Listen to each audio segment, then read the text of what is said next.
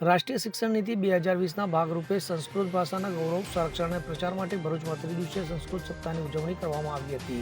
આ ઉજવણીના ભાગરૂપે એક ભવ્ય સંસ્કૃત ગૌરવ યાત્રાનું આયોજન થયું હતું. આ યાત્રા ગુજરાત રાજ્ય સંસ્કૃત બોર્ડ ગાંધીનગર દ્વારા અમલમાં મુકાયેલી 5 વિશિષ્ટ યોજનાઓના પૈકીની એક છે. જિલ્લા શિક્ષણ અધિકારી કચેરીના હોસ્ટેલ ગ્રાઉન્ડથી શરૂ થયેલી આ યાત્રાને જિલ્લા શિક્ષણ અધિકારી સ્વાતિબા રાઓલે લીલી ઝંડી આપી પ્રસ્થાન કરાવી હતું. તો યાત્રા શક્તિનાથ સર્કલ થઈને કલેક્ટર કચેરી ખાતે સંપન્ન થઈ હતી. તો આ યાત્રામાં મોટી સંખ્યામાં વિદ્યાર્થીઓ અને શિક્ષકો જોડાયા હતા.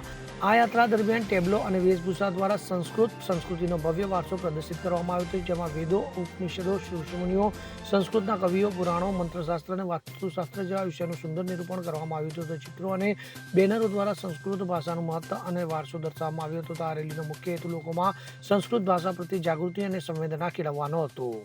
કેતન મહેતા સાથે CN24 ન્યૂઝ, ભરૂચ. હવે જુઓ દેશ દુનિયાની તમામ ખબરો તમારી આંગળીના ટેરવે. ઉઠાવો મોબાઈલ અને ગૂગલ પ્લે સ્ટોર પરથી ડાઉનલોડ કરો અમારી CN24 ન્યૂઝ મોબાઈલ એપ.